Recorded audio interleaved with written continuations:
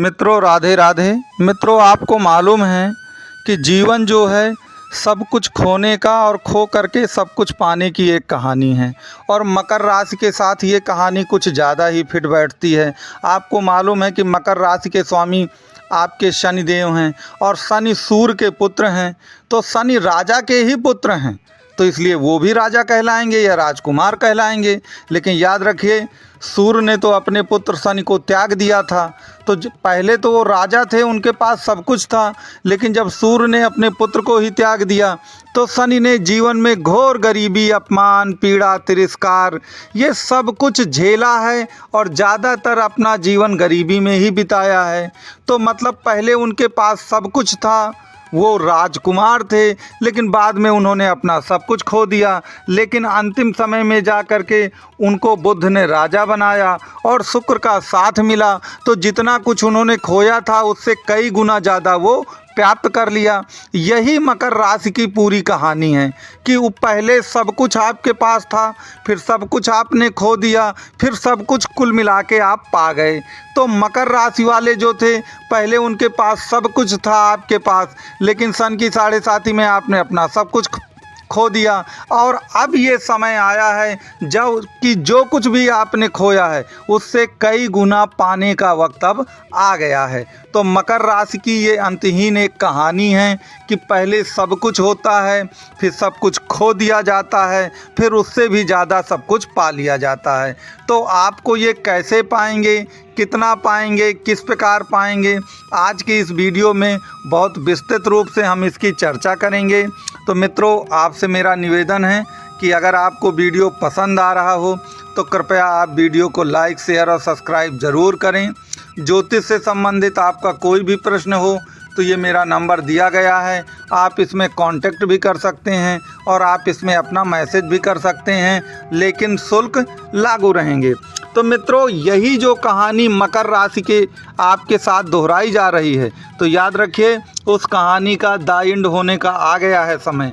जो कुछ आपने खोया था वो सब कुछ ब्याज समेत पाने का जो समय है वो सब कुछ आ चुका है, क्योंकि पिछले 6 वर्षों में आपने अपना सब कुछ खो दिया है। बहुत पीड़ा, अपमान, तिरस्कार, आप कर्ज के जंजाल में फंस गए हैं। आपने कोई नया बिजनेस स्टार्टअप शुरू किया था तो उसमें आपका पैसा फंस गया है। आप एक प्रकार से अगर किसी को पैसे उधार दिए हैं तो वो पैसा मार के ही भाग गया है। जो अपने सबसे विश्वास पात्र व्यक्ति थे उन्होंने सबने धोखा दे दिया है, अपने लोग ही हमको छोड़कर चले गए हैं। तो आप तन मन धन तीनों से टूट चुके हैं पिछले इन 5-6 वर्षों में। तो अब वास्तव में वो कैसे मिलेगा उसका मैं आपको बताता हूँ कि मकर राशि में अक्सर होता है, एक स्टेप ऐसा आता है जब आपके पास कुछ भी नहीं रह जाता है, लेकिन याद रखिए अंततः विजय आपकी ही होनी है, इसमें आप निश्चिंत रहिए। अब एक चीज़ याद रखिएगा कि आपकी उतरती हुई 7.5 है और उतरती हुई 7.5 में शनि आपके कुंभ राशि में आ गए हैं। अब देखिए मैं पहले भी बता चुका हूँ कि राशियाँ नक्षत्रों से मिलकर बनी हैं। तो कुंभ राशि में सबसे ज़्यादा जो प्रभाव है जिस नक्षत्र का, वो सतभिषा नक्षत्र का है। चारों चरण इसमें होते हैं। और राहु क्या है? राहु छल है, कपट है, मायावी है, साम दाम दंड भेद सब कुछ एक प्रकार से हम राहु को कह सकते हैं। तो एक चीज़ याद रखिएगा, ये सुनने में बड़ा अटपटा लगता होगा आपको किसी एस्ट्रोलॉजर से, लेकिन व्यवहारिकता, सच्चाई हमेशा अलग होती है सिद्धांतों से। तो आपको यदि सफल होना है तो कुछ ना कुछ आपको राहु के पद चिन्हों पे चलना पड़ेगा। राहु देखिए लकीर का फकीर नहीं है। राहु को केवल और केवल अपनी सफलता से मतलब है।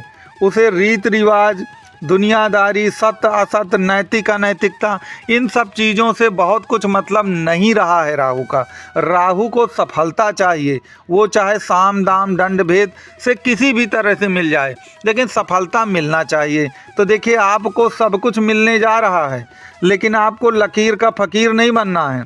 आपको किसी सिद्धांत के साथ बंध के नहीं रहना है कि नहीं मैं तो ऐसा करूँगा ही नहीं, चाहे मैं इसी हालत पे पड़ा रहूँगा। तो आपको साम दाम दंड भेद की जो नीति है राहु की, वह आपको कहीं ना कहीं कुछ बहुत थोड़ा बहुत अपनानी होगी। तो याद रखिए जो कुछ आपने खोया है उससे कई गुना ये पाने का वक्त है और आप पाकर रहेंगे, इसमें किसी भी तरह का आपको कोई भी संदेह नहीं होना चाहिए। नंबर 2 पर याद रखिए कि जो शनि है आपके, वो कुंभ राशि में द्वितीय भाव में है, क्योंकि मकर के बाद कुंभ है।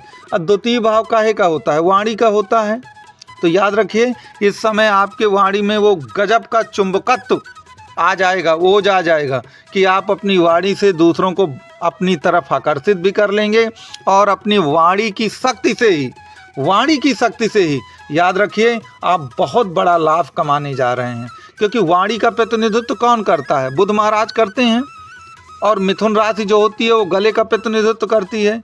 तो याद रखिए बुध महाराज तो शनि के बहुत परम हितैषी हैं, बहुत परम मित्र हैं। तो ये लाभ अब जा कर के आपको मिलने जा रहा है। यहाँ पर एक चीज़ और याद रखिएगा कि आपके लिए ये चीज़ याद रखिए कि बुध बुद्धि का प्रयोग का परिचायक है और आपके भाग्य भाव पर बुध की ही राशि आएगी, कन्या राशि आएगी।